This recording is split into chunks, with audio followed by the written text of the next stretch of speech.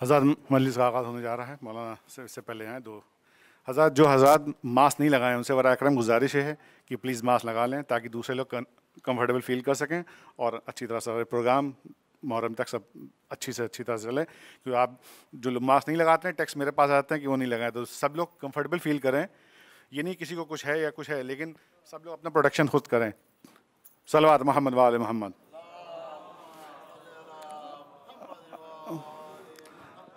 ये मजलिस ताबूत की मजलिस है इमाम मोहम्मद बाक़र अलैहिस्सलाम और हज़रत मुस्लिम बिन अक़ील अलैहिस्सलाम की, और सालाना बरसी की मजलिस डॉक्टर सिकंदर मदद साहब की है। आप हज़ार से गुजारिश है डॉक्टर सिकंदर मदद साहब को, अपने मरहूमीन के, मौलाना की वालदा को, सज्जाद भाई की, सज्जाद हाशमी की सिस्टर को, सबको एक बार फिर सूरह फातिहा पढ़ के हदिया कर दें।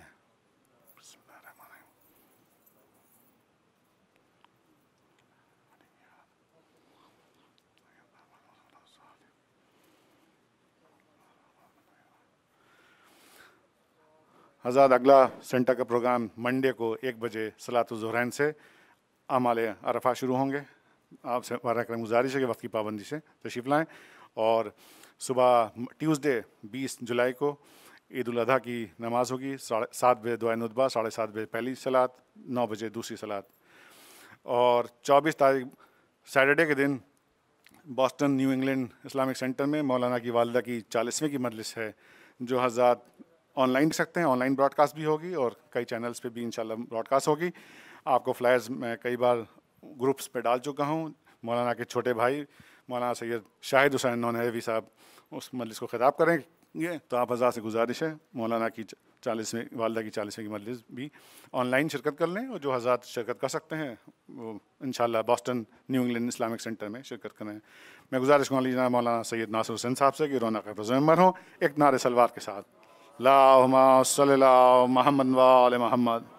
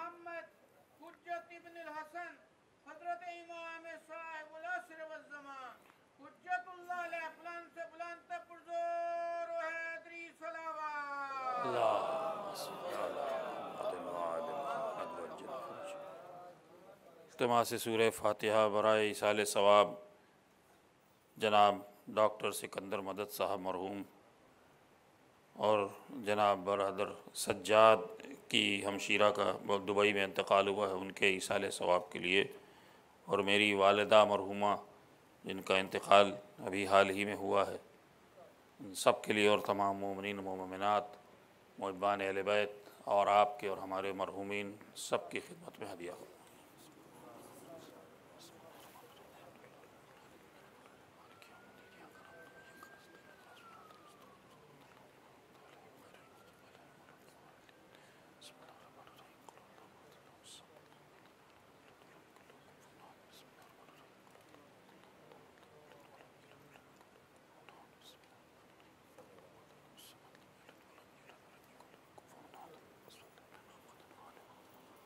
फातिहा।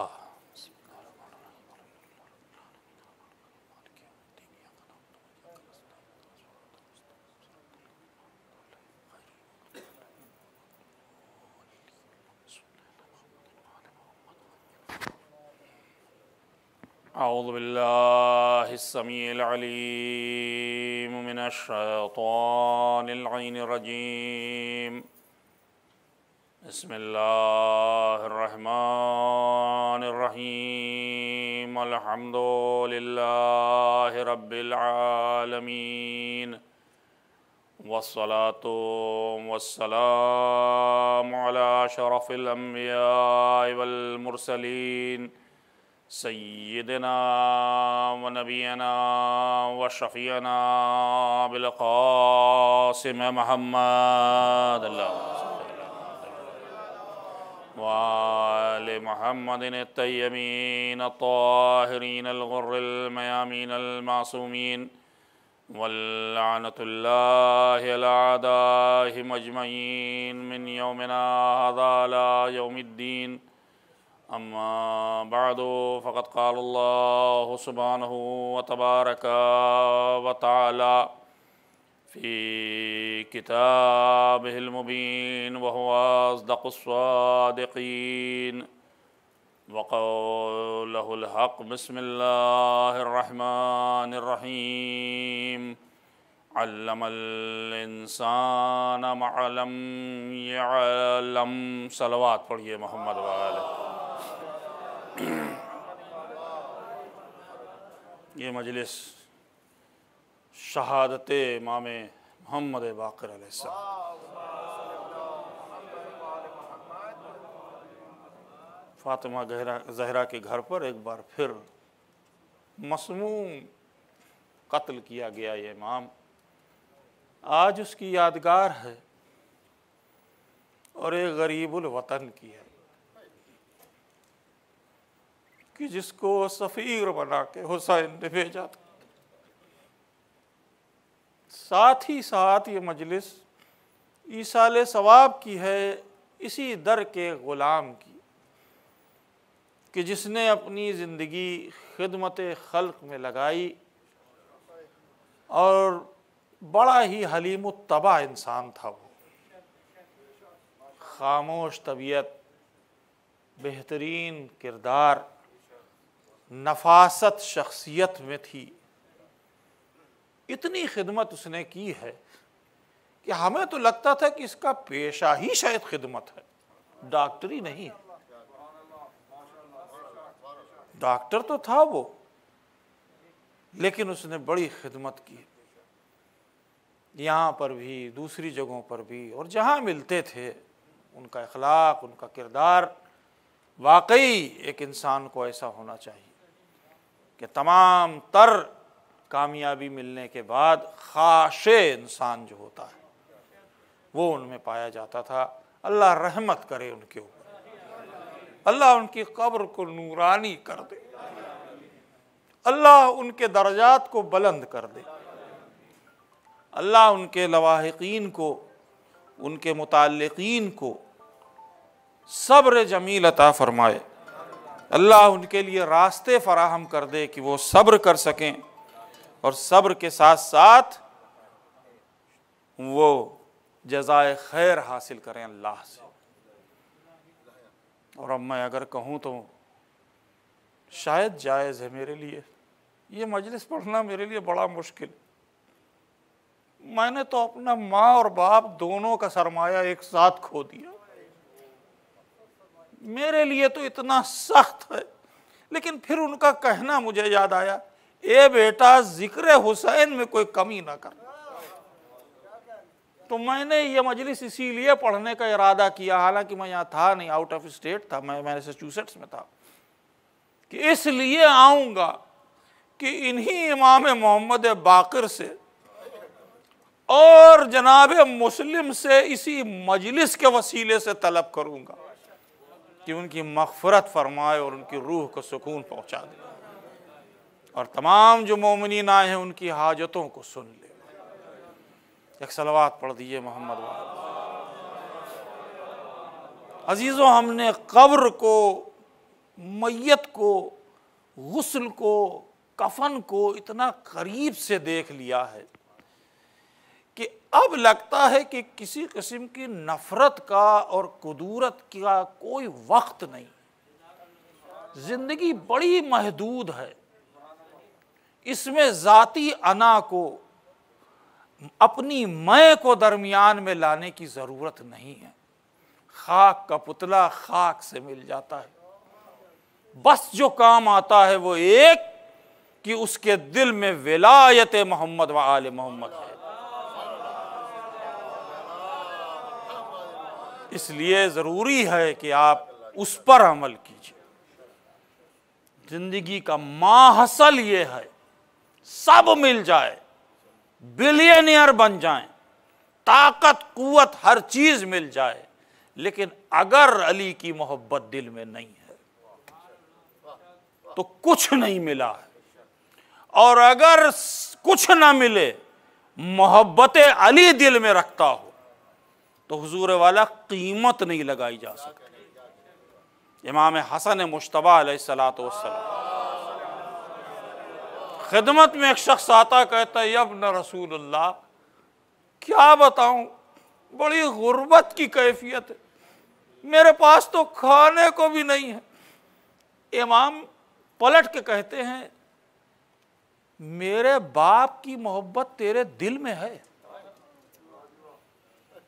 उसने कहा यब्ना रसूलल्लाह, बस वही है मेरे पास। कहा 50 दिरहम में बेच दोगे? कहा नहीं, ये तो हो ही नहीं सकता। कहा 100 में? इमाम कीमत बढ़ाते जा रहे हैं, वो इनकार करता जा रहा है। बढ़ती जा रही है कीमत मुसलसल, वो कहता जा रहा है नहीं मौला, ये हो ही नहीं सकता। कहा फिर कैसे कहते हो कि तुम गरीब हो? तुमको तो हमने, हमारी मोहब्बत ने अमीर बना दिया। और क्यों ना हो, जो जनाब अमीर का मानने वाला हो वो गरीब नहीं होता, ईमान से अमीर होता है। एक सलवात पढ़ दीजिए मोहम्मद वाले। ये है हकीकत, ये है माहसल दुनिया का। बड़ी दौड़ धूप की, बड़ी कोशिशें की, माल जमा कर लें, नाम पैदा कर लें, ये हासिल कर लें, वो हासिल कर लें। अरे हुजूर, कोई चीज़ काम ना आई। जब शाना हिलाया गया तो बस यही कहा कि देखो ये 14 नाम याद रखना, वरना अब जो होगा उसका जवाब तुम नहीं दे पाओगे। तो ये है हकीकत। यहाँ सारी अना, सारी मैं, सारी बुलंदी, सारा घमंड चूर चूर होकर ख़त्म हो जाता है।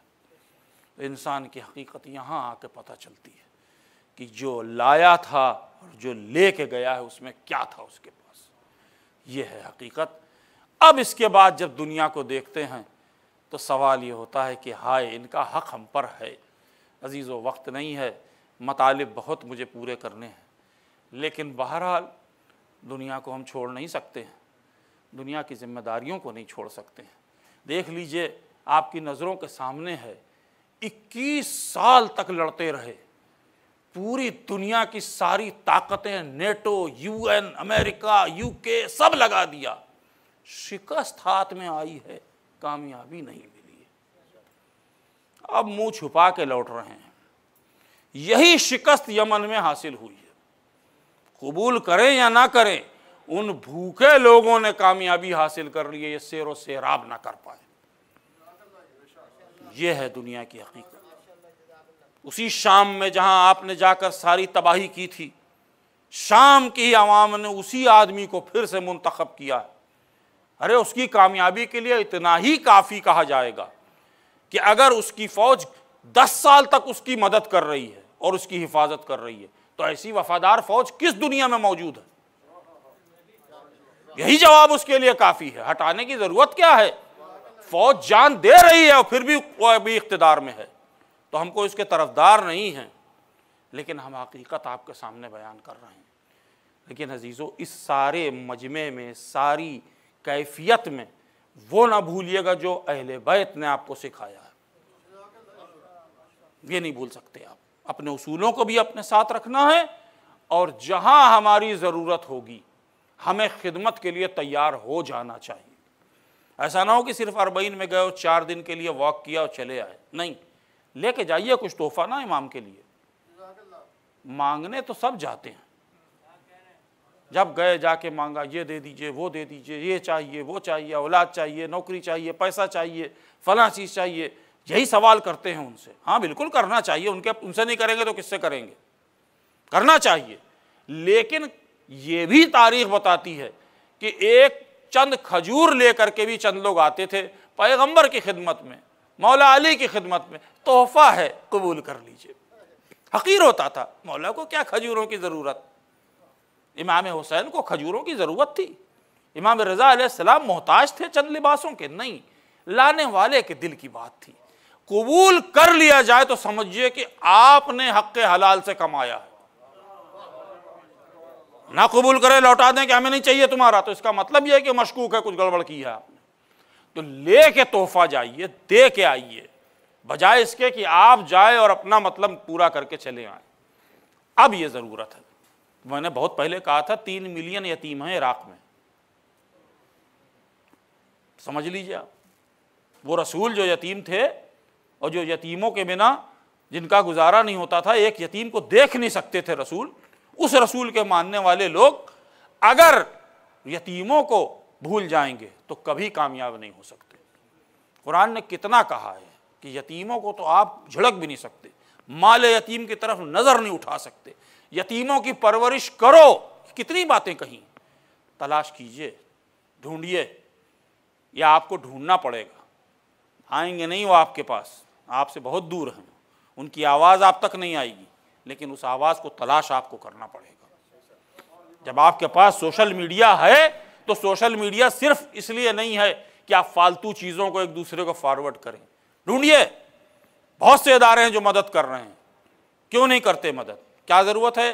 इस वक्त हम पूरी कोशिश कर रहे हैं पूरी दुनिया में, भाई अभी कुर्बानियाँ होंगी। ज़रा सोचिए कि यमन में क्या कैफियत है बच्चों की इस वक्त, ज़रूरत वहाँ भेजने की है। अफ्रीका में क्या हाल है, मुख्तलिफ ममालिक में क्या हाल है, ये सब आप इग्नोर करके शिया अपने आप को नहीं कह सकते। ये याद रखिएगा, ये याद रखिएगा, इसका सवाल आपसे ज़रूर किया जाएगा। इमाम आपके नज़रों के सामने नहीं है, लेकिन इमाम के काम में नुसरत करना आपका काम है ना। जो इमाम का मिशन है, उस मिशन में जितना आप मददगार होंगे, इमाम ने मुस्कुरा दिया आपकी तरफ देख के, बस वो काफ़ी हो जाएगा। तो इसलिए ज़रूरी है कि उसके ऊपर आप अमल कीजिए।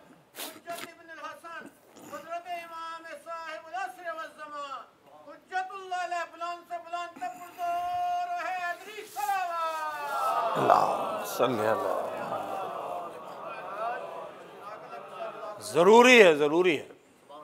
जिस घर में यह कैफियत थी कि अगर कोई आ जाता था तो अपना खाना दे देते थे, उनके चाहने वाले, ऐसा नहीं हो सकता कि आराम से न्यूयॉर्क में बैठे मज़े कर रहे हों और वो यतीम रो रहे हों और भूखे हों।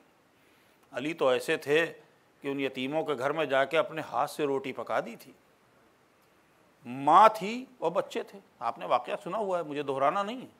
जब आपका मौला ऐसा था तो आपको भी वो करना पड़ेगा, तब आप मौला के चाहने वाले कहलाएंगे। खिदमत ये है। इसलिए जब इराक़ जाइए तो फ़कत ये नहीं कि अपना काम किया और होटल में रहे और अच्छा खाया पिया और लौट के चले आए, नहीं, तलाश कीजिए उन लोगों को जिनको आपकी ज़रूरत है, आपको उनकी ज़रूरत है, और उनकी मदद करते रहिए, यतीमों की परवरिश कीजिए, ताकि आइंदा आपके लिए आसानियाँ इस दुनिया में भी हों और आखिरत में भी हो जाएं। सलवात पढ़ दें मोहम्मद वाले।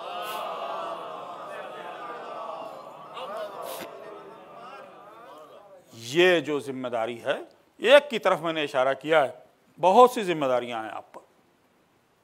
अगर बयान की जाए तो बड़ा तुरानी फहरिस्त होगी, बस एक की तरफ इशारा किया, वरना जिम्मेदारी बेइंतहा है आपके ऊपर। हम खुद गए और हमारे यहीं पे लोग मौजूद हैं, इनसे तस्करा भी हुआ है, आपने भी इसका मुशाहिदा अगर किया हो। नजफ़ और करबला की बात कर रहा हूँ मैं, कहीं और की नहीं। हमारे हिंदुस्तान और पाकिस्तान में सुबह 7 बजे 8 बजे अगर आप घर से बाहर निकल जाइए तो सड़कें भरी होती हैं, गलियां भरी होती हैं, शाहराएँ भरी होती हैं स्कूली बच्चों से। कोई स्कूल जा रहा है, बस जा रही है, रिक्शे जा रहे हैं, पैदल जा रहे हैं, साइकिल पे जा रहे हैं, जैसे जैसे जिसकी सवारी है, बच्चे स्कूल जा रहे होते हैं। मुझे बताइएगा आपने कब देखा है करबला और नजफ़ में ज़ियारत करने गए हैं कि बच्चे स्कूल जा रहे हैं, आपने अपनी आंखों से देखा हो? देखा है आपने? कोई है गवाह यहाँ पर? आपने सारी चीज़ें देखी हैं, बड़े खूबसूरत होटल और बड़ी अच्छी दुकानें, कहीं दरमियान में लिखा हुआ देखा ये मदरसा, ये स्कूल है, ये मकतब है? कौन करेगा इस काम को? अगर वो गाफिल हैं तो हम तो जाग रहे हैं, हमको शुरुआत करनी चाहिए, कदम उठाना चाहिए कि हम वहां स्कूल खोल दें। ऐन बाबे मदीनतुल इल्म पर बाहर जो लोग मिल रहे हैं नौजवान जाहिल हैं। इससे बड़ा क्या अलमिया क्या हो सकता है? अली के मसाइब और क्या हो सकते हैं कि चाहने वाले जाहिल हैं। 20-22 साल के जवान हैं। 2003 में सद्दाम गया था, 2021 हो गया, 18 साल हो गए। 18 साल के मतलब 2 जनरेशन निकल गई। जो बच्चा 3 साल का था वो 21 साल का है, जो 21 साल का बच्चा है वो पढ़ा नहीं है स्कूल में। क्या करेगा वो? मजदूरी करेगा, सजदगाहें बेचेगा, तस्बीहें बेचेगा, इससे उसकी जिंदगी गुजर जाएगी। यह तब्दीली की जरूरत है कि वो हम सब कर सकते हैं। जो यहां के पढ़े लिखे लोग हैं वो इसमें तब्दीली ला सकते हैं। वहां वाले नहीं कर रहे हैं तो इसके ये माने नहीं कि हम गफलत से कहने कि इनका मामला हमसे क्या मतलब। नहीं, मामला आप सबका है, ये समझ लीजिए, किसी का अलग मामला नहीं है। आपकी जहालत होगी तो उनकी जिम्मेदारी है, उनके पास जहालत होगी तो आपकी जिम्मेदारी उस जहालत को मिटाना। ऐन नजफ में आपको मिल जाएंगे। वहीं मैं आपको बता रहा हूं, मैंने तलाश किया स्कूल, शाह रसूल पे आगे जाकर के स्कूल मिला मुझे। 2:30 बजे खुलता है, 5 बजे बंद हो जाता है। दुनिया का कौन सा स्कूल है जो इस टाइम पे काम करता है भाई? 2:30 बजे शाम को, दोपहर में खुलता है, 5 बजे बंद हो जाता है। सरकारी स्कूल है। तालीम का यह हाल है जिस मुल्क में, उस मुल्क की तालीम को हम बदल सकते हैं, वो नहीं बदलेंगे, उनका दिमाग नहीं है वहां जा रहा। हम कोशिश तो करें, किसी तरीके से कोशिश करें। यहाँ पर उस्ताद शागिर्द सब बैठे हुए हैं, यहाँ के पढ़े हुए बैठे हुए हैं, हिंदुस्तान पाकिस्तान के पढ़े लिखे लोग बैठे हैं। आप तालीम की अहमियत को समझते हैं तो उस पर हमारी जिम्मेदारी होती है। उस जिम्मेदारी को किसी न किसी को पूरा करना है। आज आप इग्नोर कर देंगे, कल कब्र में आपसे पूछ लिया जाएगा। एक सलवात पढ़ दें मोहम्मद वाले। अब हुजूर क्या बताऊं, मैं ऐसी बात कभी कभार करता हूं, लेकिन जो बात दिल में लगी होती है वो बयान करने में कोई बुराई नहीं होती। वो नुक्ते नहीं बना रहा हूं मैं हकीकत बयान कर रहा हूं। मुझे कोई दिखला दे, मैंने पहली मरतबा स्कूली बच्चों को जो देखा था वो जनाब हुर के रोज़े के पास पैदल जाते हुए दिखाई दिए थे। तो करबला में लोग नहीं रहते हैं? करबला में गलियों में जाइए, अंदर घर हैं, लोग रह रहे हैं। इनकी तालीम का क्या होता है? हमारे हिंदुस्तान पाकिस्तान के तुल्लाब, अब यहाँ आ जाइए, इसकी समझ लीजिए।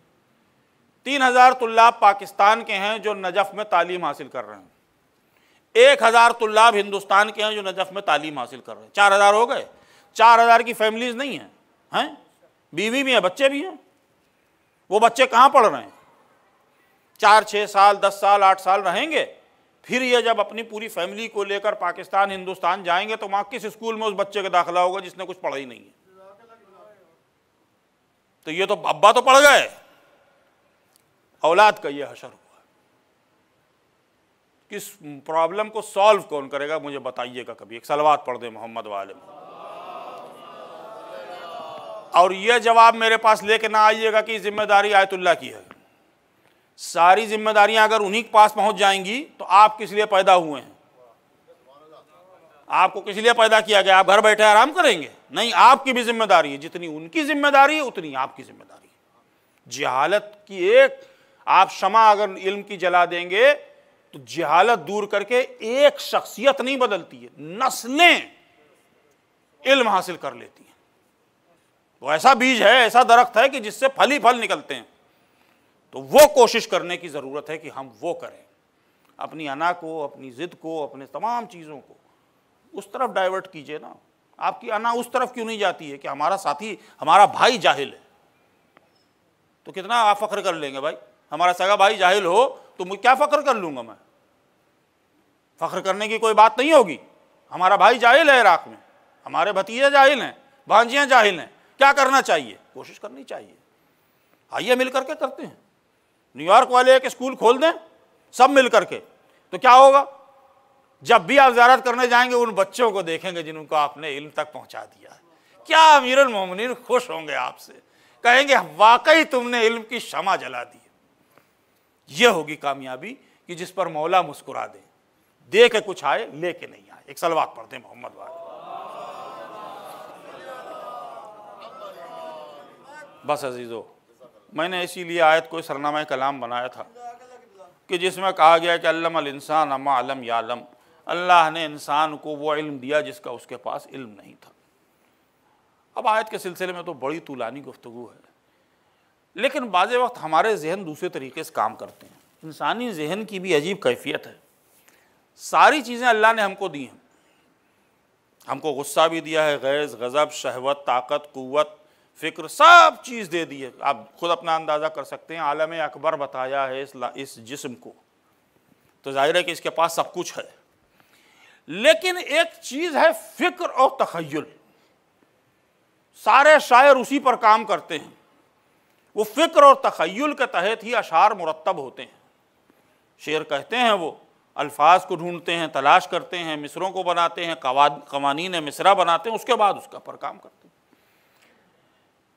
इंसान का जहन बहरहाल सोचता बहुत कुछ है और सोचने के साथ साथ ख्वाहिशात भी रखता है।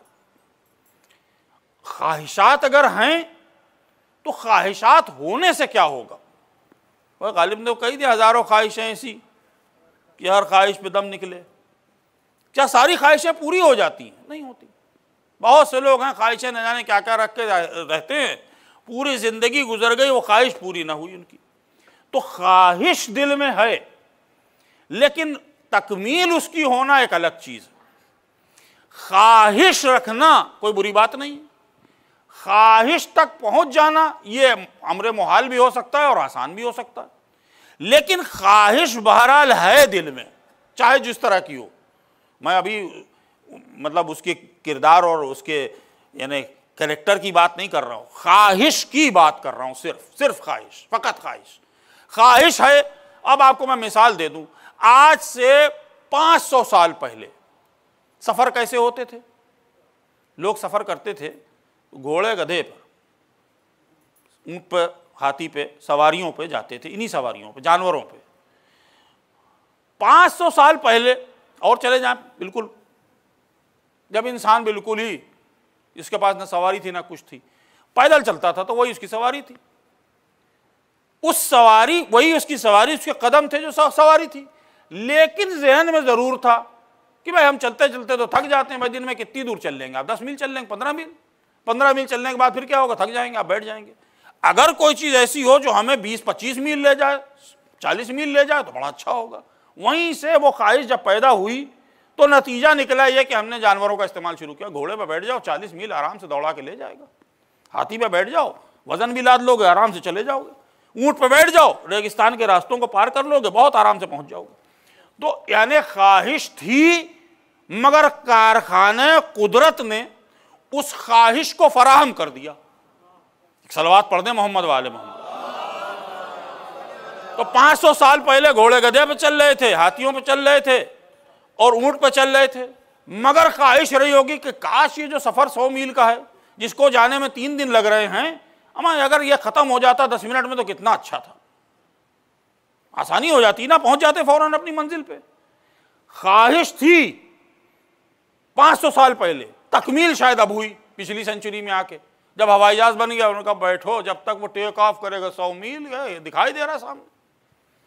तो ख्वाहिश रखना बुरी चीज नहीं है, कारखाने कुदरत ने यह इंतजाम किया हुआ है कि तकमील के लिए भी उसने तमाम चीजें मुहैया कर दी हैं। पहुंचना तुम्हारा काम है कि तुम उस तक पहुंच जाओ। अगर पहुंच गए तो तुमको ख्वाहिश मिल जाएगी। पहले ख्वाहिश रही होगी कि मेरी आवाज़ सब जगह पहुंच जाए। भाई कहाँ तक पहुंचेगी मेरी आवाज़? यहीं तक पहुंच जाए बड़ी बात है, बल्कि जो पीछे वाले हैं उन तक तो शायद पहुंचती नहीं, लाउड स्पीकर लगा के भी। लेकिन अगर पहुंच जाए, मैं चीखूँ चिल्लाऊँ, पहुंच जाएगी। लेकिन अगर दिल में ख्वाहिश रही होगी कि भाई आवाज़ जो है ना बहुत दूर तक जाए, वो लाउड स्पीकर, माइक, सारा सिस्टम फिर उसके बाद ही तो निकल के आया। तो इसका मतलब कारखाने कुदरत में ये चीज़ थी कि ख्वाहिश पूरी हो सकती है ना। अब हमने तलाश किया और उसमें जो वक्त लगा, जो ईजाद की, वो अलग चीज़ है। बहरहाल अल्लाह ने उस ख्वाहिश का इंतज़ाम कर रखा था इसी दुनिया में। ढूंढने की बात थी कि तलाश कर लेते, तलाश किया। ख्वाहिश है कि भाई मेरी तस्वीर पूरी दुनिया में दिखाई दे। भाई उस वक्त तो नहीं लग रहा था कि दिखाई देगी। आज से 40 साल पहले भी शायद ये मुहाल था, 50 साल पहले तो बिल्कुल ही मुहाल था कि मैं यहाँ बैठा बोल रहा हूँ और पूरी दुनिया मेरी आवाज़ पहुंच जाए, मेरी तस्वीर पहुंच जाए। आज तो फटाफट काम हो रहा है। अभी मैं मिंबर पे था, वो हमारी वीडियो कॉल आ गई, आवाज़ भी, तस्वीर भी, सब कुछ। तो क्या है, ख्वाहिश थी, लेकिन तकमील बाद में अल्लाह ने यह इंतज़ाम कर रखा है कि तुम अगर ख्वाहिश के लिए अपने पाँव फैलाओगे तो कारखाने कुदरत की चादर इतनी वसी है कि उससे पाँव बाहर नहीं निकलेगा कि कुदरत कह दे कि बस अब नहीं हो सकती पूरी। ख्वाहिश ज़रूर पूरी होगी, चाहे कुछ हो, वक्त लग सकता है, लेकिन पूरी हो सकती है। इम्पॉसिबल जो वर्ड है वो किसी ज़माने में इम्पॉसिबल रहा होगा किसी भी चीज़ के लिए, अब वो पॉसिबल हो गया है। पहले यहीं दुनिया में रह रहे थे, चांद तक चले गए, अब चांद पर गए तो बिल्कुल दिमाग अर्श पर चला गया। अब उन्होंने कहा हम मरीख पे भी जाएंगे, मार्स पे भी जाएंगे, सैटर्न पे भी जाएंगे, जहाँ जहाँ जाना चाहेंगे जाएंगे। आज लग रहा है कि चांद पे आबादी नहीं हो सकती, 100 साल के बाद हो सकता है कि कुछ लोग यहीं से वीज़ा लेकर जा रहे हों, हमें क्या मालूम, हम नहीं जानते। ख्वाहिश है अगर जाने की, हो सकता है कि उसके पीछे जुस्तजू होगी, कोशिश होगी, तभी होगा काम। अगर वो कोशिश की गई तो हो सकता है कि ज़मीन के कुछ लोग जाके वहाँ रहना शुरू कर दें, हमें नहीं मालूम। अभी नामुमकिन लगता है, उस वक्त नामुमकिन नहीं होगा। 100 साल में कितनी तरक्की होगी, क्या होगा, हमें नहीं मालूम। तो ये ख्वाहिश जो है ये हमेशा ईजाद की माँ बन जाती है, जिसे नेसेसिटी ऑफ इन्वेंशन के लिए कहा गया है, मदर ऑफ इन्वेंशन। बात वही है, नेसेसिटी में भी वही है कि ख्वाहिश आगे काम करती जो नेसेसिटी बनती है। कि भाई ज़रूरत है कि आज हमारा दिल निकाल करके किसी और के दिल में लगा दें और उसका दिल निकाल करके हमारे दिल में लगा दें, बहुत आसान काम हो गया है। अब डॉक्टर साहब की इसाले सवा की मजलिस है, डॉक्टर साहब तो इसी के फ़न के माहिर थे, डॉक्टरी के, वो ज़्यादा बेहतर जानते रहे होंगे और दूसरे डॉक्टर्स जानते होंगे। अब हमारे यहाँ न्यू जर्सी में शायर थे मरहूम, उनका इंतकाल हो गया, उनका हार्ट ट्रांसप्लांट हुआ, उनके हार्ट में प्रॉब्लम थी, इत्तेफाक से उनको मैच वैच मिल गया, वो ट्रांसप्लांट हो गया। ट्रांसप्लांट होने के 2 महीने के बाद वो एकदम ठीक ठाक हो गए, चलने फिरने लगे, बातचीत करने लगे। मैंने उनसे पूछा कि भाई आपका दिल अभी भी वैसा ही है? एक सलवात पढ़ने मोहम्मद वाले मोहम्मद, बिल्कुल काम कर रहा है, देखिए ना, बिल्कुल चल रहा हूँ।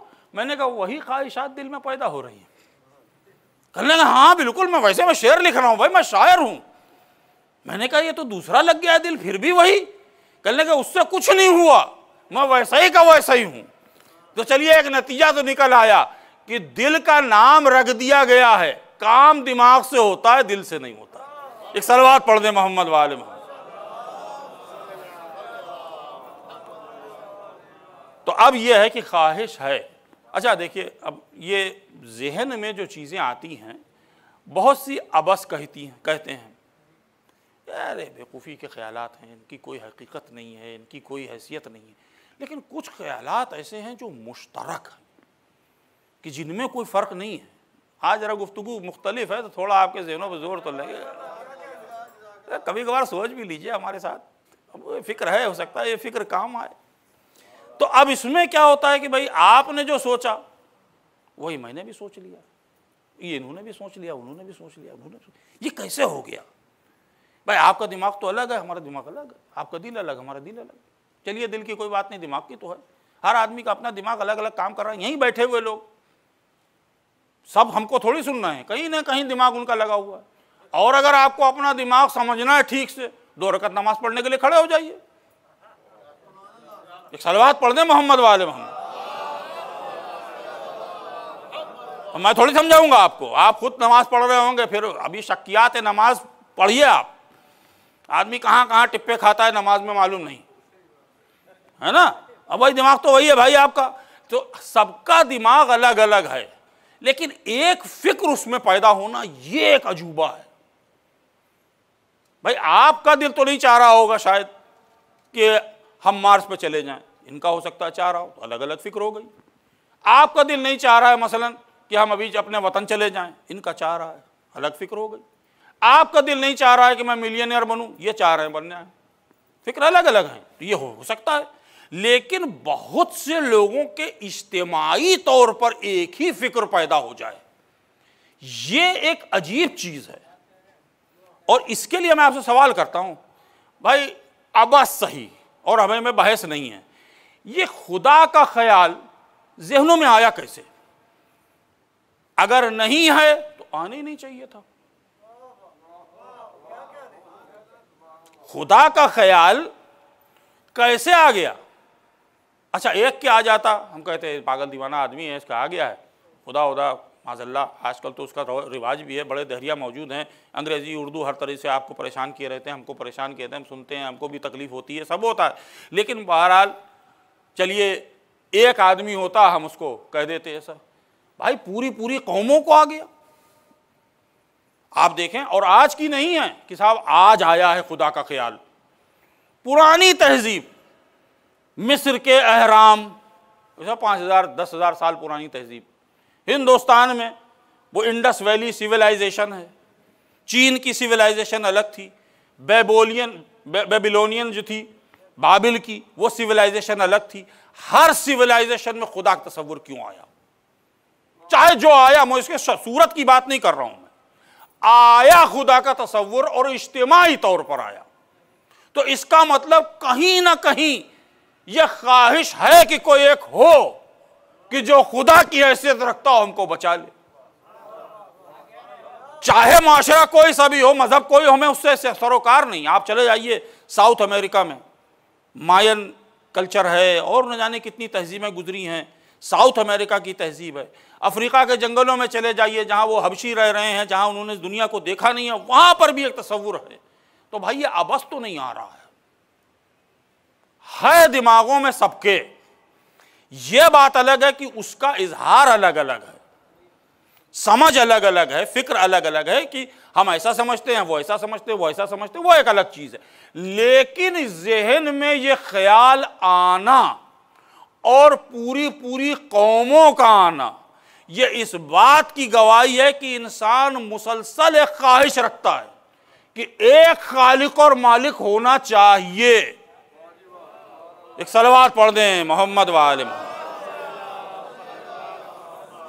कैसे आ गया जहन में आपके? भाई आ गया, आपके आया, इनके आया, इनके आया, इस सिविलाइजेशन में, इस सिविलाइजेशन में, इस सिविलाइजेशन में। हिंदुस्तान वाले भी किसी खुदा को मानते हैं, पाकिस्तान वाले भी किसी को मानते हैं, चीन वाले ना माने फिर भी मानते हैं। हाँ, हमारे यहाँ ला इलाहा इल्लल्लाह का कलमा है, वहाँ ला इलाहा तक तो वो जाते हैं। इल्लल्लाह के आगा इल्ला कैपिटलिज्म, इल्ला कम्युनिज्म, इल्ला सोशलिज्म, जो भी लगा लें, उनकी फिक्र है। किसी न किसी को कहीं ना कहीं मानते हैं, शऊर तहत शऊर में ज़रूर है।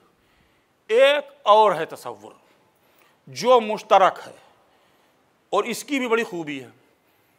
जो खुदा के लिए तसव्वुर है, आप गौर कीजिएगा कभी, चाहे उन्होंने जैसा माना हो, हमें उससे सरोकार नहीं है कि उन्होंने बुत परस्ती की हो या उन्होंने खुदा को कुछ तरीके से माना, उन्होंने खुदा किस तरीके से माना, उन्होंने खुदा के ये सिफ़ात बताए, इन्होंने खुदा के ये इससे हमें सरोकार नहीं है। लेकिन ये हकीकत और है एक, और वो हकीकत ये है कि सबसे बेहतरीन लिटरेचर खुदा के लिए बना है। आप किसी तहजीब में जाके देख लें, खुदा के लिए जो लिटरेचर है वो सबसे खूबसूरत है, सबसे अच्छा है। और खुदा के लिए जो घर बनाया है वो सबसे अच्छा है। चाहे जिस खुदा को मानते हो, हमें उससे सरोकार भी नहीं है। सारे खूबसूरत जो घर बनाए हैं, जिस खुदा को मानते हैं उसके लिए बनाए हैं। तो इसका मतलब यह है कि खुदा के लिए वो कोशिश भी करते हैं कि बेहतरीन घर बना दिया जाए और बेहतरीन लिटरेचर और फिक्र हो। ये सब में मुश्तरक है, चंद को छोड़ के जो जिद्दी हैं।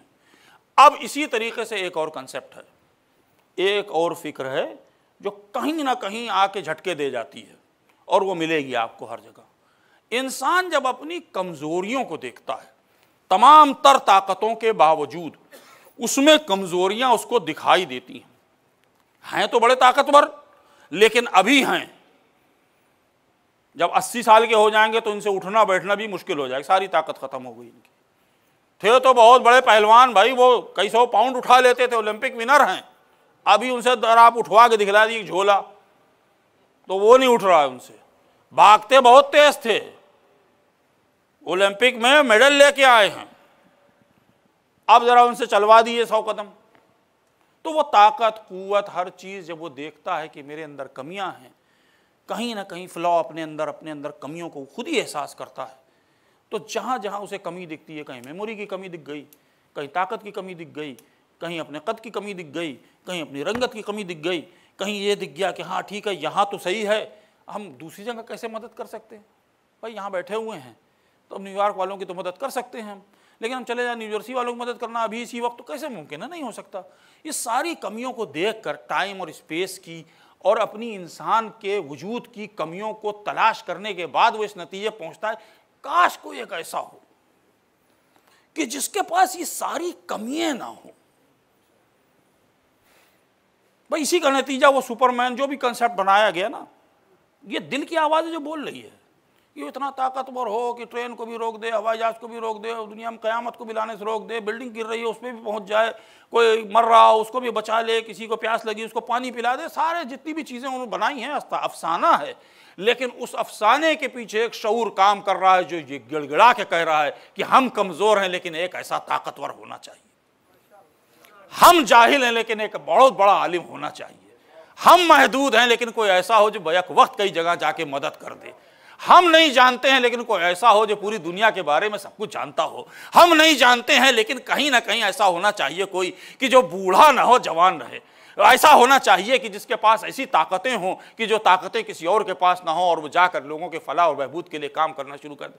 शऊर के अंदर, तहत शऊर में कहीं ना कहीं ये बात कुचोके मारती रहती है इंसान जब अपनी कमजोरी को देखता है, और जब उस कमजोरी को देखने के बाद तलाश करता है कि नहीं हमारे यहाँ कोई परफेक्शन नहीं है, तो फिर वो बिलबिला के कहता है कि काश कोई होता। हम उस काश की मंजिल से आगे निकल आए, हम कहते हैं हमारे यहाँ है। एक सलवात पढ़ दें मोहम्मद वाले कि जिसके पास सब है जो तुम मांग रहे हो। इंसानियत जिसके लिए तरस रही है, ख्वाहिश रखती है कि काश ऐसा हो, हम कहते हैं कि नहीं तुम काश की मंजिल पर हो, हम यकीन की मंजिल पर हैं कि वो ऐसा है कि वो 40 जगह की तो बात कही गई थी, हम अगर अभी पुकारेंगे तो यहां आके हमारी मदद कर देगा। एक सलवात पढ़ दें मोहम्मद वाले। अगर उससे सवाल कर लिया जाए तो सवाल कोई सा भी हो, किसी जबान में हो, किसी अंदाज में हो, वो सवाल का जवाब देने से कासिर नहीं होगा। ये नहीं कहेगा कल आना, ये नहीं कहेगा कि मुझे पता नहीं, ये नहीं कहेगा कि मैं देख के बताता हूं, ये नहीं कहेगा कि मुझे मोहलत दो, नहीं, उसी वक्त सवाल का जवाब देने वाला होगा। अगर मौका आ जाएगा तो वह बैक वक्त अकेला ऐसा होगा कि पूरी दुनिया को पलट के रख देगा। तुम कहते हो ट्रेन को रोकना, हवाई जहाज को रोकना, वो इशारा करेगा तो आफताब पलट के आ जाएगा उसका। अगर वो इशारा करेगा तो उसके दरवाजे पर तारा उतर कर गवाही दे देगा कि यही है कायनात का वो सुपरमैन, वो इंसान कि जिसके मुकाबले में कोई इंसान आ नहीं सकता। एक सलवात पढ़ दें मोहम्मद वाले। तो जहां फिक्र ने, जहां हमारी शऊर और तहत शऊर ने खाली जगह छोड़ी थी लोगों के, उसको भरने के लिए एक नहीं 14 है। ये दौर और वक्त ज़माने और मकान के मोहताज नहीं है।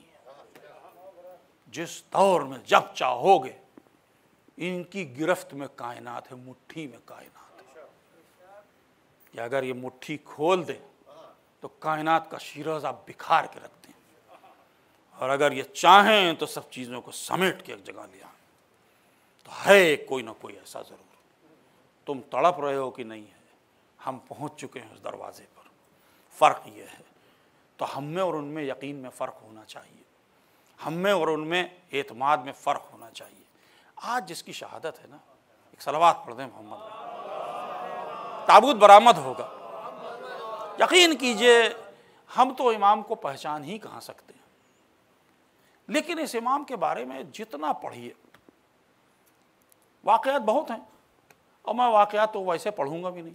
आप बहुत सुने हुए हैं, आपके लोग कहते भी हैं कि वही ना पढ़िएगा, तो वही नहीं पढ़ूंगा। आज बिल्कुल अलग।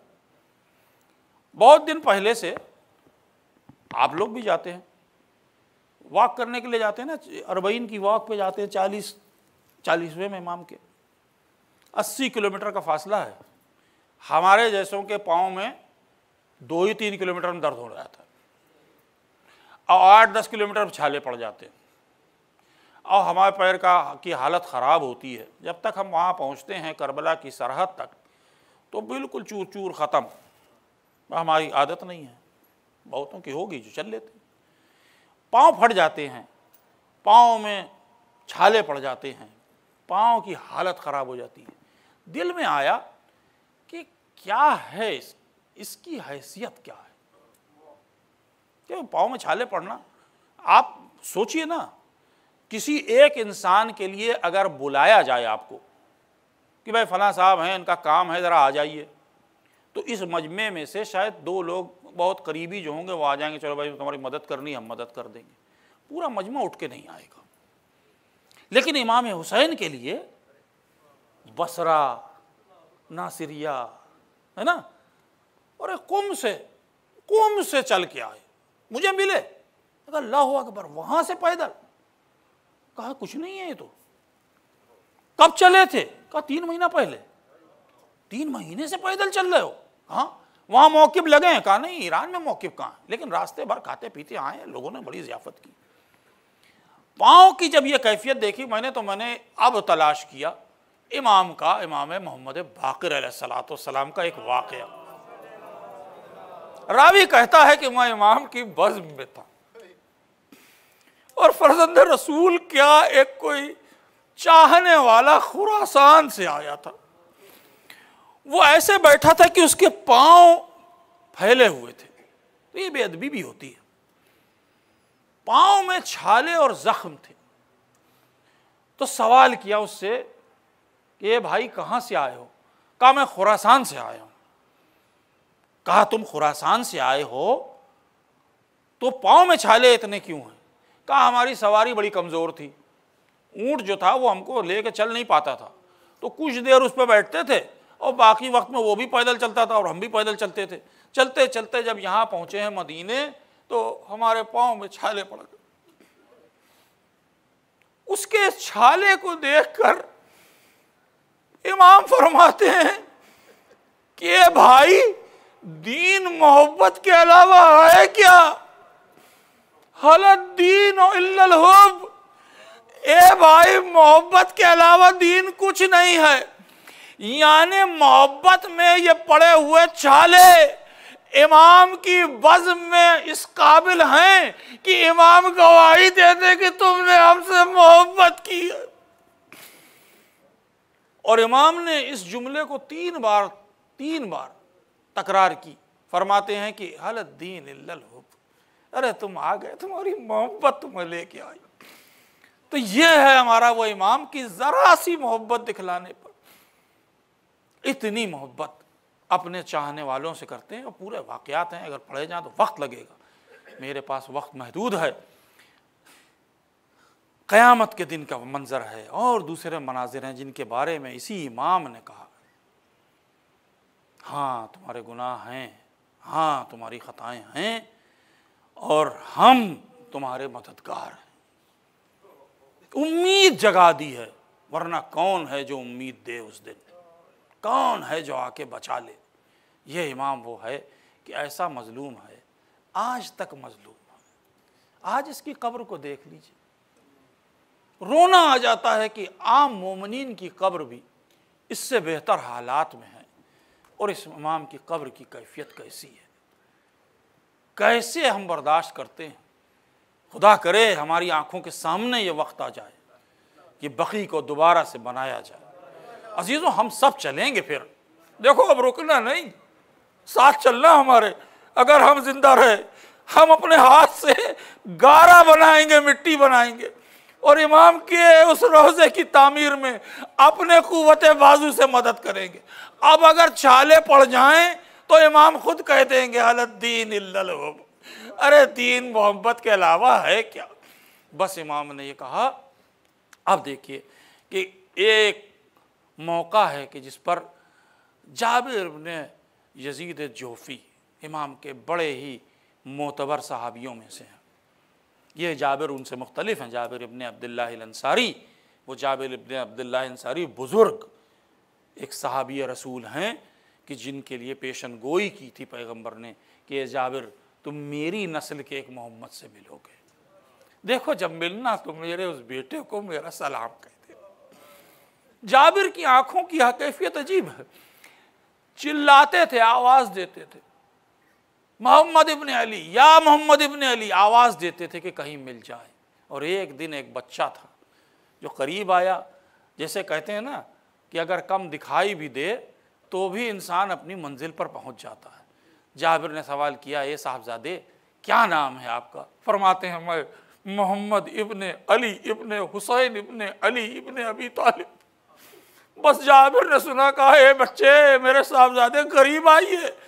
इमाम करीब गए, जाबिर ने इमाम की पेशानी पर बोसा दिया और गले लगाया। जैसे ही गले लगाया, जाबिर कहते हैं ए मोहम्मद आपको आपके जद का सलाम। बस उसके बाद जाबिर को ये सलाम और ये दुआएं। पलट के इमाम आए और इमाम ज़ैनुल आबिदीन अलैहिस्सलातु वस्सलाम फरमाते हैं, बाबा ऐसे ऐसे एक साहब मिले थे, ऐसे ऐसे एक बुज़ुर्ग मिले थे। कहा बेटा तो उन्होंने क्या सवाल किया? कहा बाबा पूछ रहे थे तुम्हारा नाम क्या है? मैंने नाम बता दिया। कहा कि उन्होंने कि मैं जाबिर इब्ने अब्दुल्लाह अल-अंसारी साहब ये रसूल हूँ। ये पहले ज़ाहिर हैं इमाम हुसैन के। और उसके बाद उन्होंने जब ये पूछा है तो आप हमको सलाम दिया है। कहा बेटा वो बुज़ुर्ग हमारा साहबी है, रसूल का साहबी है। तो बड़ी इज़्ज़त बड़ा एहतराम था उनका। ये दूसरे जाबिर, जाबिर इब्ने जौफ़ी की बड़ी तूलानी एक हदीस है, इमाम से सवाल जवाब हैं। और चूँकि यहाँ पर इस तरह की बहसें भी हम लोग करते हैं तो मुझे लगा कि ये बता दिया जाए तो ज़्यादा अच्छा है। सलवात पढ़ दीजिए मोहम्मद। तो जाबिर इब्ने जौफ़ी जो है इमाम की बज़्म में है, इमाम से सवाल करते हैं। तो एक मरतबा कहते हैं मौला हमारे साथी बहुत कम हैं। कहा, मौला ने पूछा क्या कहना चाहते हो जाबिर? कहा मौला आपसे मोहब्बत रखने वाले और सही अकीदा रखने वाले लोग बहुत कम हैं। कहा तुम्हारे तखमीना क्या है, कितने होंगे? कहा मौला जिस एक एक गांव में शायद 8-10 होंगे। तो कुछ गिनती कर करा के उन्होंने पूरा तफसील बताई तो उन्होंने कहा 10,000 से ऊपर नहीं है। इमाम ने कहा कि तुम गलत कह रहे हो जाबिर, जो तुमने सोचा है वो गलत है, 10,000 भी यानी नहीं है। कहा कि क्यों मौला, क्या है वजह? कहा देखो ऐसा है कि हमारे मामलात में यानी मोहम्मद व आले मोहम्मद के अकीदे के सिलसिले में हल्का सा भी अगर शक हो जाए तो वो शक मुकम्मल ईमान तक नहीं पहुंचा है, वो शख्स ईमान की पूरी मंजिल पर नहीं पहुंचा है। कहा मौला आप कहना क्या चाहते हैं, मैं समझ नहीं पाया। कहा तुम समझते हो कि तुम्हारे साथी अच्छा ईमान रखते हैं? कहा ज़रा बुला के ले आओ उनको, कल बुला लो। तो दूसरे दिन जितने जानने वाले थे, जितने शियान अहले बैत थे, उन सबको बुलाया गया। बुला के इमाम के सामने बैठे, वो गुफ्तगू हुई। इमाम ने पूछा कि तुम हमारे अम्र के मामले में पूरे तरीके से वाकिफ़ हो? कहा जी हुज़ूर आपने जो इतना बताया है वो इल्म है हमारे पास। इमाम ने पूछा ये जानते हो कि कोई अल्लाह ने रूह बनाई है और रूह के ऊपर भी एक हाकिम है, और उस हाकिम की कैफियत यह है, अभी अपने अल्फाज में बयान कर रहा हूँ, कि मशरिक़ से मगरिब तक और हर चीज़ के ऊपर उसकी कुदरत है। वो हाकिम ऐसा है कि वो चाहे तो पूरी दुनिया को पलट के रख दे। इसके ऊपर तुम्हारा यकीन है? कहा हाँ बिल्कुल यकीन है। कहा अच्छा देखो मेरा नाम, अब ये इमाम ज़ैनुल आबिदीन और इमाम मोहम्मद बाक़िर अलैहिस्सलाम दोनों की गुफ्तगू। और इमाम ज़ैनुल आबिदीन अलैहिस्सलाम पूछते हैं, सवाल करते हैं कि मेरा नाम क्या है? कहा अली इब्न हुसैन। कहा ये मेरा बेटा, इसका नाम क्या है? कहा मोहम्मद इब्न अली। क्या तुम मानते हो इस बात को कि अली और मोहम्मद, मैं और मेरा बेटा मैं बन जाए, मेरी जगह ले ले और मैं बेटे की जगह ले लूँ, ये हो सकता है? तो वो खामोश हो गए, उनको जवाब नहीं था उनके पास। पूछा जाबिर ने कि तुम तो ईमान रखते हो, जवाब दो, इमाम पूछ रहे हैं तुमसे। कहा फिर भी वो खामोश। कहा अगर मेरा बेटा मेरी शक्ल इख्तियार कर ले और मैं अपने बेटे की शक्ल इख्तियार कर लूँ, ये हो सकता है कि नहीं? अब देखिए बड़ा मुश्किल सवाल था। शिया हैं, मानने वाले हैं, खुश अक़ीदा हैं, इमाम कह चुके हैं ये लोग अच्छे लोग हैं, इमाम कह चुके हैं कि हाँ इनका ईमान तकमील पर पहुँच जाएगा, ऐसा नहीं कि जिनका नहीं पहुँचा वो नहीं पहुँचेगा। ये भी इमाम ने सनद दे दी, इमाम ज़ैनुल आबिदीन ने सनद दी कि अगर उनको अगर शक व शुबहात भी हैं तो वो दूर हो जाएंगे, वो आ जाएंगे उस मंजिल पर जिस पर हम चाहते हैं। मगर सवाल अजीब था। अब ये सब हैरान हैं। जाबिर इसरार कर रहे हैं और वो जो साथी आए हुए हैं जो शिया हैं वो जवाब नहीं दे पा रहे हैं, कासिर हैं जवाब देने से। फिर पूछा आखिरकार उन्होंने जाबिर ने कहा कि भाई ये तो बताओ कि सवाल को समझे और मानते हो इस बात को कि अली इब्न हुसैन की जगह मोहम्मद इब्न अली ले लें और अली इब्न मोहम्मद की जगह मोहम्मद इब्न अली की जगह अली इब्न हुसैन ले लें, यानी बाप बेटे की जगह बदल जाए। अब ये अजीब वाकया है।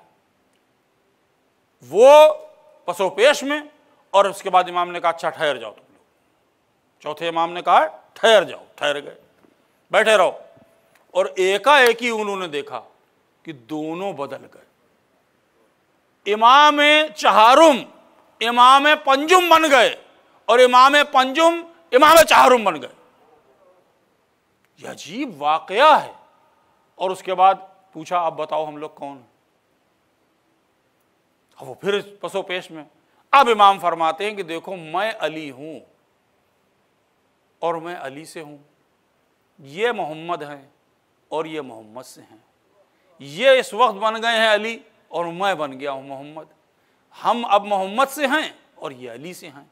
यूं समझ लो कि हम सब अली और मोहम्मद से हैं। हमारा अव्वल भी अली मोहम्मद है, हमारा औसत भी मोहम्मद है, हमारा आखिर भी मोहम्मद है, हम कुल के कुल मोहम्मद है। एक सलवात पढ़ दें मोहम्मद।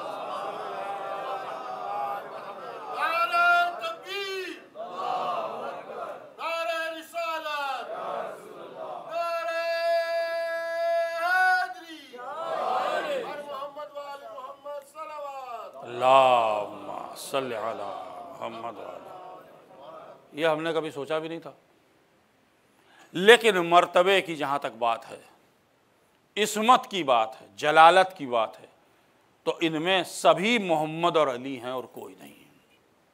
वो पुराना वाक़या है, आप लुत्फ़अंदोज़ होंगे कि एक दर्जी था, पुराना ज़माना था, उस वक़्त ये मेजरिंग टेप नहीं चलते थे, बालिश और अंगुल से काम चलता था।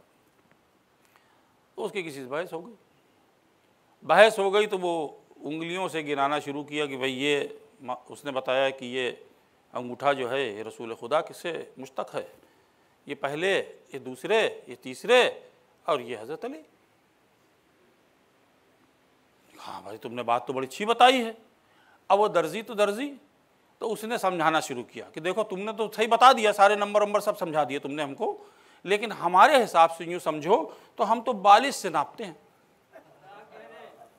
तो मोहम्मद उठे अली बैठे, अली बैठे मोहम्मद उठे, ये सिलसिला चलता है। ये तीनों की जरूरत ही नहीं पड़ती। एक सलवात पढ़ दे मोहम्मद वाले। ये कितनी आसानी से उसने सबको समझा दिया, पूरा उसूल फुरूज सब समझा दिया।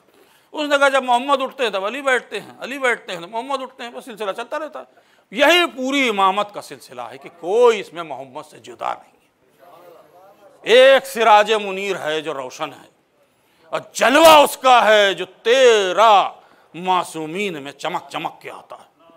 कभी इस्मत उभर के आती है तो फातिमा बन जाती है, कभी जलालत उतर के आती है तो अली मुर्तज़ा बन जाते हैं, कभी सुलह बुलंद होती है तो हसन बन जाते हैं, कभी शहादत बुलंदी हासिल करती है तो हुसैन बन जाते हैं, कभी इबादत बुलंदी हासिल करती है तो ज़ैनुल आबिदीन बनते हैं, कभी खजाना इल्म को खोला जाता है तो मोहम्मद बाकिर बन जाते हैं, कभी सदाकत का जौहर रोशन होता है तो जाफर सादिक बनते हैं, कभी गुस्से के ऊपर गैस के ऊपर काबू पाना होता है तो मूसा काजिम का नूर चमकने लगता है, कभी रज़ा परवरदिगार के सामने सर को झुकाने का मंजिल आती है तो अली रज़ा की रोशनी सामने आ जाती है, कभी तकवा देखा जाता है तो मोहम्मद तकी, और कभी तहारत देखी जाती है तो अली नकी, और कभी एक बार अगर हसन की फिर से जवानी देखनी हो तो हसन अस्करी, और फिर आखिर में वो आता है जो सबकी तस्वीर एक साथ लेके आएगा। सलवात पढ़ दें मोहम्मद। अब अगर कोई कह दे कि इनमें नहीं है तो सारी चीजें आ गई हैं। जिस तरह करबला में हुसैन के पास सारी विरासत आई थी, कायम आले मोहम्मद के पास वो सारी विरासत और सारे आइम्मा की विरासत आ जाएगी। आप सोचिए कि क्या वक्त होगा। बड़ी आरज़ुएं तमन्नाएं हैं हमारे दिल, बड़ा दिल मलता है, काश वो दिन देखने को मिले। बड़ी बड़ी ख्वाहिशें हमारे दिल में। एक दिन आएगा कि जब मोहम्मद का वो नूर दोबारा चमकेगा, फातिमा का वो लाल निकल के आएगा, जो वो वक्त होगा वो वक्त ऐसा होगा कि आकर इस इमाम की शहादत का बदला लेगा। बस अजीज़ों, ये वो इमाम है कि जिसकी शहादत की आज शब है। अजीज़ों, ये इमाम कौन? बाक़िरे इल्म नबूवत, इल्म नबूवत आज तक किसी ने बजुज़ अहले बैत के ख़ानदान के दावा नहीं किया है कि उसके पास इल्म नबूवत है। सारे दावे कर लिए, ओहदे सारे ले लिए, खलीफा बन गए, अमीरुल मोमिनीन बन गए, ये बन गए, वो बन गए, लेकिन इल्म की विरासत आई है तो यहाँ आई है। अल्लाह ने जैसे फिर से समेट के इल्म को पहुँचा दिया। एक तरफ से बाप की वो सब्र व तहम्मुल की का खून, वो इमाम ज़ैनुल आबिदीन, और दूसरी तरफ इमाम हसन की बेटी। जैसे लगता है कि फिर से फातिमा और अली मिल गए। और मोहम्मद इस दुनिया में वो मोहम्मद है कि जिसने इल्म के ख़जाने को ऐसा खोला कि एक सहाबी कहता है कि 30,000 हदीसें मैंने इमाम से हासिल की हैं। एक सहाबी कहता है इतनी मैंने हासिल की हैं मैं बयान नहीं कर पाता हूँ, और मुझे मना किया है इमाम ने कि बयान ना करना। जब कैफियत ये हो गई कि वो इल्म को संभाल ना सका तो इमाम की खिदमत में आता है। इमाम से कहता है, मौला आपने जो इल्म मुझे दिया है तहम्मुल से बाहर हो रहा है, सीने में तंगी पैदा हो रही है। इमाम फरमाते हैं, जाओ मैदान में, सहरा में एक गड्ढा खोदो और उसके अंदर मुंह डालो और उसमें तुम बातें करो। कुएं में जाओ, अपनी तस्वीर को देखो, तस्वीर को देखकर उससे गुफ्तगू करो, तुम्हारा उस इल्म को लेने वाला कोई नहीं है। मालूम हो कि तहम्मुले इल्म रखना भी एक बहुत बड़ी सआदत है जो लोगों के पास नहीं थी। बस इमाम को ये कैफियत थी कि हर मौके पर तकलीफ़ पहुंचाई गई, कैद खाने में भी डाला गया, और आखिरकार नतीजा ये हुआ कि साजिश के तहत जीन में जहर देकर इमाम को जहर दगा से शहीद कर दिया गया। मगर मैं कहूँगा कि करबला का ये वो इमाम है। करबला में 2 गवाह थे, और कभी मौका आएगा तो किसी दिन अगर मुझे सआदत मिली तो एक मजलिस मुझे तमन्नाओं में से एक मजलिस है जो मैं ऐसी पढ़ना चाहता हूँ। अल्लाह मुझे ज़िंदगी दे, तौफीक दे, मौला के सदक़े में मुझे ये मिल जाए कि मैं सिर्फ वो मजलिस जुलजना की आँख से पढ़ना चाहता हूँ। कुछ नहीं बोलूँगा अपनी तरफ से, जो जो जुलजना ने देखा बस वही बयान करूँगा। आ जाए कभी मेरे पास वो तौफीक। लेकिन अजीज़ों, करबला में अल्लाह ने 2 इन मासूमों को गवाह बना के रखा था। 3.5 साल का सिन था करबला में, और वहाँ से ये गवाह चला है करबला का। तो गवाहों को मारने का काम तो ये होता ही है। जीन में जहर दिया गया, इमाम की हालत गैर हो गई, और गैर होने के बाद अजीब बात की है इमाम ने बहुत से लोगों को बुला के वसीयत की। वसीयत करते वक्त के बाद छठे इमाम ने सवाल किया, बाबा आपने इन लोगों को क्यों बुलाया? कहा, बेटा मैंने इसलिए बुलाया है कि मेरे बाद फिर इमामत में कोई शक ना हो, तुझे इमाम माने अपना। और फिर एक अजब वसीयत की है इस इमाम ने। ये वसीयत बिल्कुल अनोखी है। कहते हैं कि मेरे जो मैं माल छोड़ के जा रहा हूँ उसमें से 10 साल तक मिना में मेरे लिए शोक किया जाए।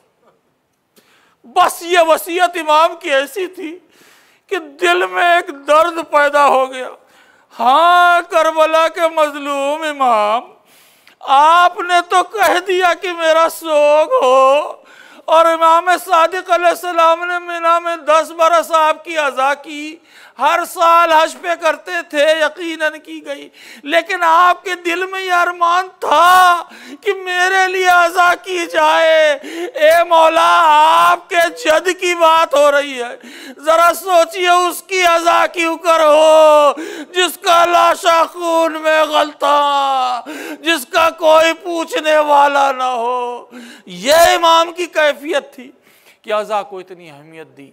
मगर मैं कहूँगा, बहरहाल इमाम आप मदीने में थे, बहरहाल इमाम आपके दफन में बहुत लोग आए, बहरहाल इमाम आप गरीबुल वतन नहीं थे, लेकिन आइए इमाम, आप क्या कहूँ आपसे, करबला का तो मुकद्दमा है, अकेला हुसैन का सफ़ीर है जो इस वक्त कूफे में है। हाय, क्या कैफियत है उसकी। पहले तो उसके हाथ पर 40,000 ने बैत की, तारीख कहती है। किसी ने कहा 18,000, किसी ने कहा 32,000 लोगों ने जनाब मुस्लिम के हाथ पे बैत की। क्या ख़त लिखा है हुसैन ने? फरमाते हैं कि तुम्हारे ख़त मिले और तुम्हारे नुमाइंदों ने ख़त ला के मुझे बरनामों पहुँचाया मुझे, और मुझे वो ख़त मिल गए हैं, और तुम लगता है कि तुमने ये इसरार किया है कि तुम्हारे दरमियान कोई इमाम नहीं, हिदायत ना करे, तो मैंने अपने इस मोतमिद भाई को भेजा है, जो बहुत ही जिसके ऊपर मैं एतबार करता हूँ उसको भेजा है। जब यह मुझे इत्तला करेगा तब मैं कूफे की तरफ आऊँगा। मुस्लिम के हाथ पर 40,000 लोग बैत कर रहे हैं, हज़ारों की बैत हो रही है, पूरा कूफा उमड़ आया है, हुसैन का सफ़ीर है, उसके हाथ पे बैत की जा रही है। लेकिन अजीज़ों, बस चंद दिन की बात है, कूफे के लोग पलट गए। तारीख़ कहती है मगरिब की नमाज जब मस्जिद कूफा में पढ़ रहे थे तो मुस्लिम के पीछे 30 लोग थे। जब इशा की नमाज पढ़ ली मुस्लिम ने, 10 लोग थे। हाय गरीबुल वतनी। इमाम हुसैन ने भी गरीबुल वतनी को याद किया। फरमाते हैं कि देखो, किसी गरीबुल वतन का अगर तस्करा सुनना तो मेरा तस्करा कर लेना। हाँ इमाम, आपके सफ़ीर की भी कैफियत वही है। 10 लोग थे, और तारीख़ कहती है कि जब मुस्लिम कूफे के बाबुल किंदा से उस मस्जिद से निकले हैं तो तने तनहा थे, मुस्लिम कोई नहीं था। रात का वक्त है, अकेला मुस्लिम है, और ये मुस्लिम वो है कि जिसकी कोई पनाह नहीं। अल्लाह अकबर। यही कूफा है। लिहाजा मुस्लिम गलियों में घूम रहे हैं, कूचों से वाकिफ़ नहीं हैं। एक कूचे की तरफ गए, वो कूचा बड़ा अजीब व गरीब था, मुस्लिम उसकी तरफ चले गए। दिन भर के थके हारे हैं, प्यास की शिद्दत है, और मुस्लिम एक घर के बाहर बैठ गए। घर में एक चाहने वाली रहती थी। उसने देखा कि एक इंसान बैठा हुआ। दरवाज़ा खोला, मुस्लिम कहते हैं ए बीबी, एक पानी मुझे मिल जाए, मैं पी लूँ, मुझे पानी पिला दोगी? वो अंदर गई, पानी लेके आई, पानी पिला दिया। मुस्लिम ने पानी पी लिया। वो समझी कि अब पानी पी लिया है, चले जाएंगे, प्यासे थे। मुस्लिम वहाँ से उठे नहीं। कहती है शेख, रात का वक्त है, कूफे के हालात ख़राब हैं, आप अपने घर चले जाइए। और मुस्लिम ने पलट के कहा, कौन किसके घर जाए? ए बीबी, मैं तो मुसाफिर हूँ, मेरा यहाँ कोई घर नहीं है, तने तनहा हूँ, क्या मैं रात में ठहर सकता हूँ? उसने सवाल किया, आप कहाँ से आए हैं? कहा, मैं मदीने का रहने वाला हूँ। मदीने का नाम सुनना था। वो चाहने वाली थी अहले बैत की। कहा, मदीने से आए हैं, किस ख़ानदान से ताल्लुक़ है? कहा, मैं मुस्लिम इब्ने अकील। बस ये सुनना था कि तवा ने घर का दरवाज़ा खोल दिया, आका घर में तशरीफ़ लाइए, लीजिए। मुस्लिम घर में चले गए और मुस्लिम की बड़ी ज़ियाफ़त की। मुझे पता नहीं था कि आप बैठे हुए हैं। अरे ला के उनके लिए ग़िज़ा फराहम की, उनको पानी पिलाया, बड़ी ज़ियाफ़त की। मुस्लिम घर में ठहर गए। वो बीवी मुसलसल उनकी खिदमत कर रही है। उसका एक बेटा था बिलाल, वो रात में आया। जब वो रात में आया तो उसने देखा कि माँ मुसलसल उसी तरफ जा रही है, उस कमरे की तरफ जहाँ मुस्लिम ठहरे हुए हैं, और मुस्लिम की कैफियत यह है कि पूरी रात इबादत में गुजार रहे हैं। अब मुस्लिम हमेशा इबादत में मसरूफ़ रहते थे, और हुसैन का नुमाइंदा होगा तो इबादत नहीं करेगा तो क्या करेगा? रात भर इबादत की। सुबह का वक्त हो रहा था, बिलाल को खबर हो गई, जो उसका बेटा था। पूछा, ये कौन? जवाब दिया कि तुझसे क्या मतलब? वो बताना नहीं चाहती थी। बड़ी कसमा कसमी के बाद उसने आखिरकार ये कहा कि ये मुस्लिम इब्ने अकील हैं। बस उसने सुना, सुबह होने तक का वो इंतज़ार कर रहा था। मुस्लिम पूरी रात इबादत में गुजारते हैं। फजर के वक्त वो बीवी पानी लेके आई वज़ू के लिए। मुस्लिम बावज़ू थे, लेकिन मुस्लिम ने फिर से वज़ू किया और वज़ू करके नमाज में मशगूल हो गए। वो बीवी कहती है, लगता है आप रात भर नहीं सोए। कहा, नहीं बीवी, हम तो रात में इबादतों में मशगूल थे। बस उसके बाद वो लड़का गया है और उसने जाकर इब्ने ज़ियाद को ख़बर दी। जहाँ इब्ने ज़ियाद को ख़बर हुई, बस उसके बाद जैसे ही थोड़ा वक्त गुजरा था, अभी शायद सवेरा भी पूरे तरीके से नहीं हुआ था, कि घोड़ों की टापों की आवाज़ मुस्लिम ने सुन ली। अब एक गैरतदार हुसैन का भाई, अब्बास का भाई है ना, हुसैन का भाई है, ये क्यों कर गवारा करेगा कि अशकिया उसके घर में आ जाए। जैसे ही घोड़ों की टापों की आवाज सुनी है, मुस्लिम ने अपनी तलवार निकाली और बनी हाशिम का शेर है ये। उस बीवी ने पलट के कहा, क्या आका क्या इरादा है? कहा, मैं नहीं चाहता हूं तेरे घर में अशकिया आ जाए, इसलिए मैं नहीं चाहता हूं कि यहां तक हमला करे, मैं खुद बाहर निकल के जाऊंगा। मुस्लिम बाहर निकले और उसके बाद आलम शजात में वो जंग की है कि 70 लोगों के दस्ते को तहतीक कर दिया। मोहम्मद इब्न अशस ने कहलवाया कि हमको और भेजे जाए सिपाही, चुनांचे और सिपाही भेजे गए। तंग गलियां हैं, तन्हा मुस्लिम है, रात भर का जागा है, अकेला है, गरीबुल वतन है, और उस कैफियत में शजात की कैफियत यह है कि आने वाले दस्ते को भी तहतीक कर दिया। फिर कहलवाया गया कि किसी और दस्ते भेजे जाए। जब फिर कहलवाया गया तो इब्न ज़ियाद ने कहा कि एक शख्स को गिरफ्तार करने के लिए भेजा था और तुम उसको नहीं पकड़ पा रहे हो। जवाब दिया है मोहम्मद इब्न अशस में, ये कोई बक्काल नहीं है, बनी हाशिम का शेर है जो बिफरा हुआ। अजीजों, उसके बाद भी आलम शुजात में मुस्लिम लड़ते जा रहे और लड़ते लड़ते जख्म खाते खाते एक कैफियत आ गई कि मुस्लिम सांस लेने के लिए दीवार से टेक लगा के रुके। ये इस कैफियत में है कि मुस्लिम के ऊपर पत्थर फेंके जा रहे हैं, आग फेंकी जा रही है, और उसी में फिर साजिश के तहत मुस्लिम को एक गड्ढे में गिराया गया। गड्ढे में गिरना था कि मुस्लिम के दंदान और होंठ जख्मी हो गए। उस वक्त की कैफियत है। आवाज़ देता है मोहम्मद इब्न अशस 3 बार उसने कहा कि तुम्हें अमान है। मुस्लिम ने कहा, मुझे तेरी अमान की ज़रूरत नहीं। कहा, नहीं तुझे अमान है। थोड़ी देर बाद फिर कहा।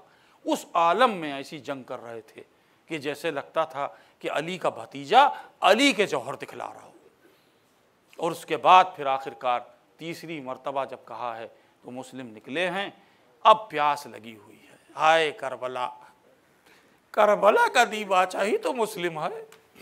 अगर करबला में गुर्बत थी तो मुस्लिम गरीबुल वतन, अगर करबला में नरगयाद आती तो मुस्लिम नरगयादा में, अगर करबला में प्यास तो मुस्लिम भी प्यासे।